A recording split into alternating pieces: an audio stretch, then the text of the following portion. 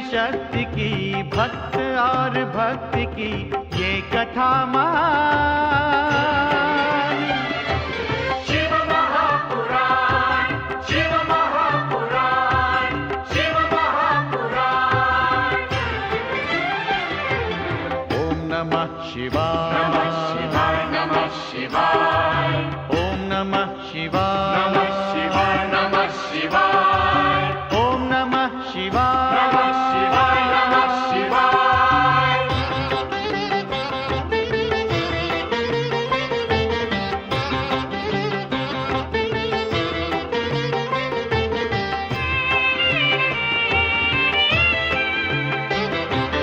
आशुतोष नीलकंठ शंभु अविनाशी, गंगाधर महादेव जो है कैलाशी। आशुतोष नीलकंठ शंभु अविनाशी, गंगाधर महादेव जो है कैलाशी। शिव का बस नाम ही, भक्ति और ध्यान ही कर दे कल्याण। शिव महापुराण, शिव महापुराण, शिव महापुराण। ओम नमः शिवाय, नमः शिवाय, नमः शिवाय। ओम नमः शिवाय, नमः शिवाय, नमः शिवाय। ओम नमः शिवाय, नमः शिवाय, नमः शिवाय। शिव महापुराण, शिव महापुराण, शिव महापुराण, शिव महापुराण, शिव महापुराण।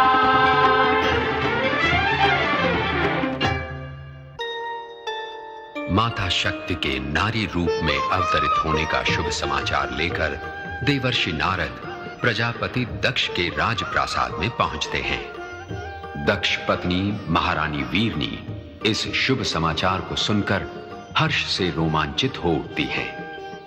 तत्पश्चात वीरनी शक्ति आगमन के शुभ संकेत से अपने पति को अवगत कराती है।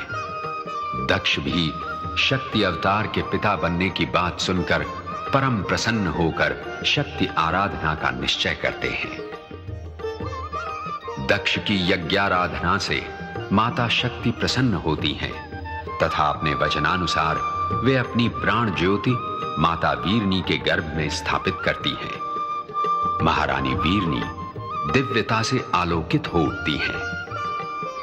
समय आने पर माता शक्ति नारी रूप में अवतरित होती हैं। दक्ष प्रजापति का राजप्रासाद दिव्य कन्या जन्म के उत्सव से आनंदित हो उठता है।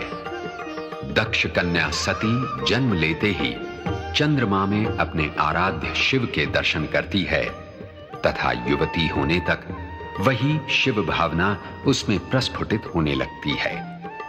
धीरे धीरे सती में शिव को पति रूप में पाने की कामना वृद्धिगत होती है।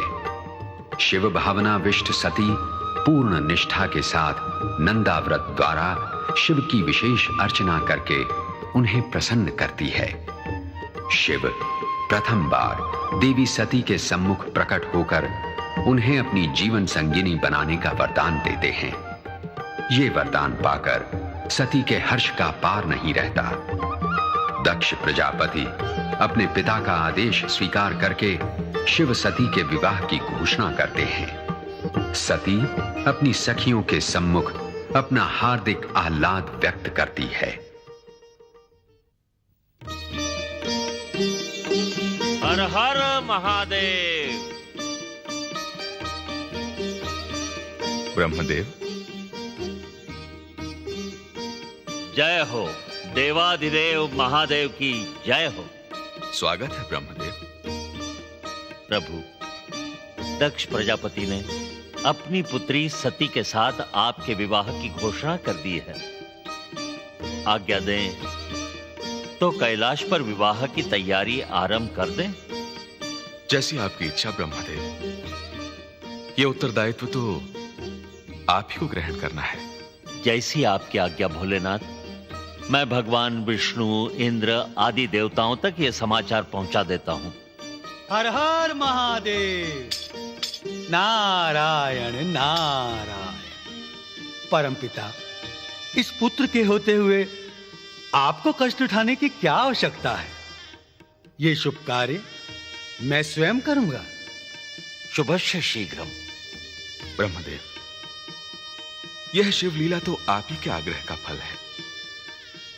एक अवघड़ योगी तथा एक राजकन्या का विवाह संसार के लोगों के लिए क्या उत्तम उदाहरण सिद्ध होगा? कैसा अद्भुत प्रश्न उठा रहे हैं कैलाशपति। संसारी प्राणियों के कल्याण के लिए ही तो शिव सती का अद्भुत मिलन हो रहा है। शिव शक्ति के एक रूप होने का रहस्य संसारी नहीं समझते। शिव शक्ति की सगुण उपासना के लिए यह विवाह होना ही चाहिए सदाशिव। आपका इच्छित उद्देश्य पूर्ण हो ब्रह्मदेव। हर हर महादेव। जय शिव शंकर। हर हर महादेव। जय शिव शंकर।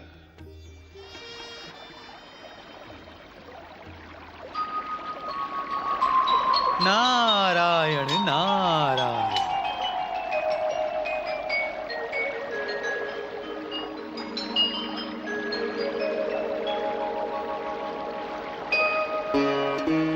नारायण नारायण। भगवान विष्णु की जय हो। प्रणाम देव ऋषि नारद। पधारिए, आपका शुभ आगमन। नारायण नारायण।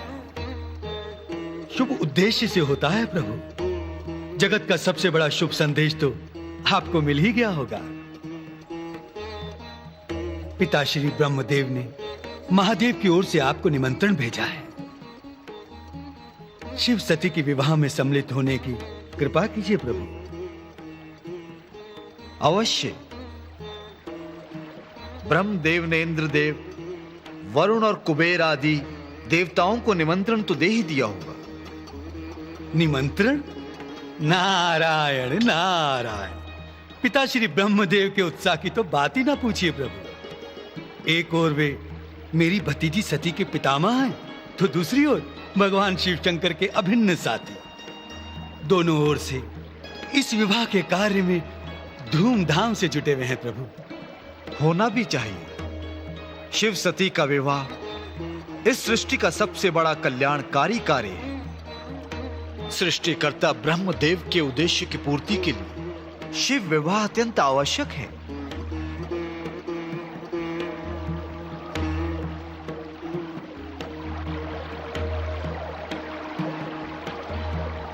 किस उलझन में उलझ गए हैं मुनिवर? आपने ही उलझन में डाल दिया है प्रभु। मैंने? हाँ। एक बात पूछूं प्रभु?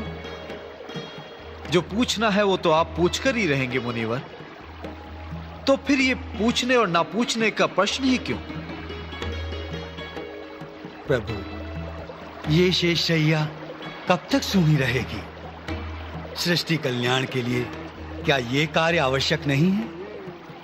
मार्ग भूल गए हैं मुनिवर। यह प्रश्न तो तुम्हें अपने पिता ब्रह्मदेव से ही पूछना चाहिए था। नारायण नारायण। आपकी लीला भी भगवान शिव शंकर और ब्रह्मदेव के अद्भुत रहस्य से कम नहीं है प्रभु। नारायण नारायण। नारायण नारायण। देवराजेंद्र, देवी शची और देवतागण शिव विवाह की शोभा बढ़ाने के लिए पधार रहे हैं। दोनों के दोनों अति प्रसन्न दिखाई दे रहे हैं। स्वाभाविक है, शिव विवाह में सम्मिलित होने की प्रसन्नता किसे नहीं होगी।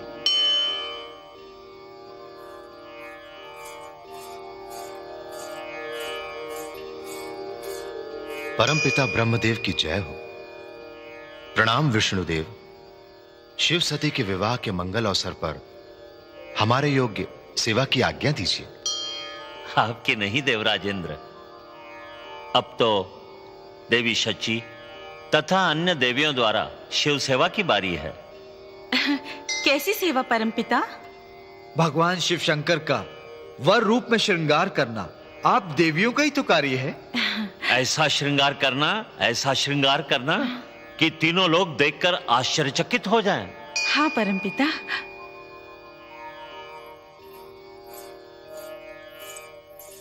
परमपिता, देवी शची को क्यों रोक लिया? बातों के लिए अधिक समय नहीं है। भोलेनाथ अकेले ही हमारी वहां प्रतीक्षा कर रहे हैं।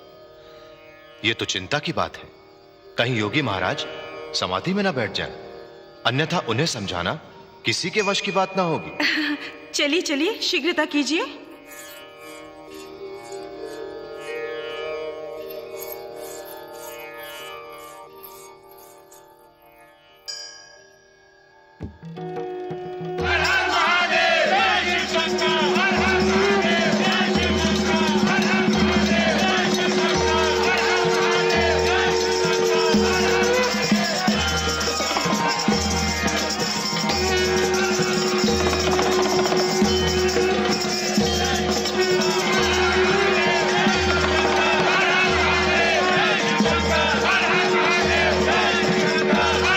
कल्याण के लिए भगवान शिव शंकर का ये रूप देखकर मन प्रसन्न हुआ। विष्णुदेव, शिवलीला अपरंपार है।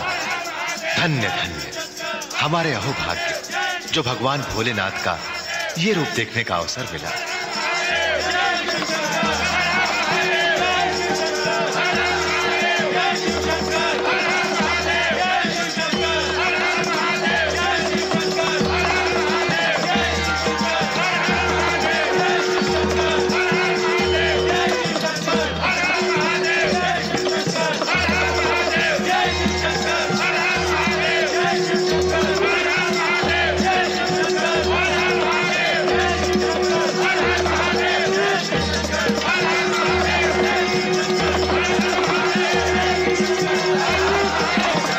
शिव शंकर।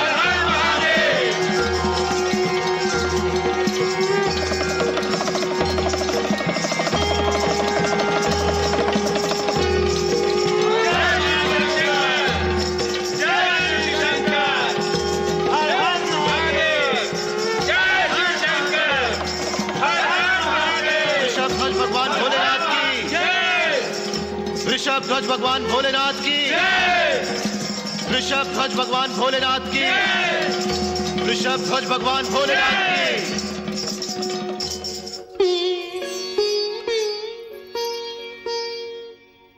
अरे राजकुमारी किसके ध्यान में खोई है? उन्हीं शिव शंकर के विचारों में सुखमय जीवन की कल्पना कर रही है। क्यों, क्या हुआ?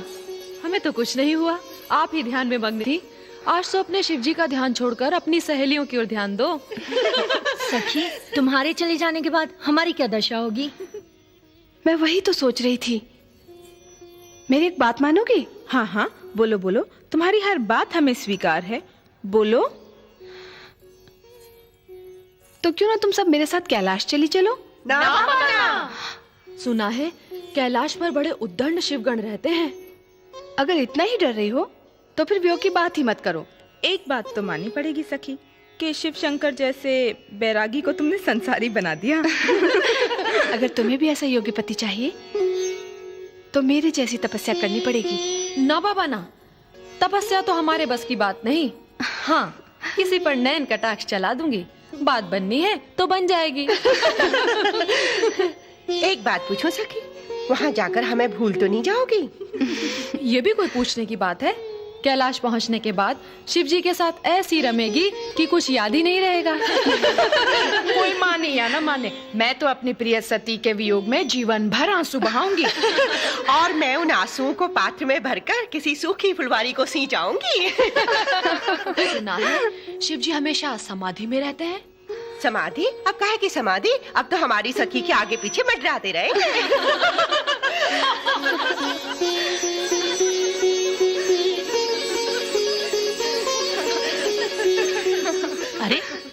अभी तक तुम सब हंसी खेल में लगे हो। सती का श्रृंगार कब करोगी? माँ, आप इन पर क्रोधित क्यों हो रही हैं? श्रृंगार का सामान तो अभी आपके साथ आ रहा है। क्षमा करें महारानी, आज का दिन तो हमारा सती के साथ मनोविनोद का दिन है। चलो चलो, बहुत हो गया विनोद, अब श्रृंगार करो, चलो।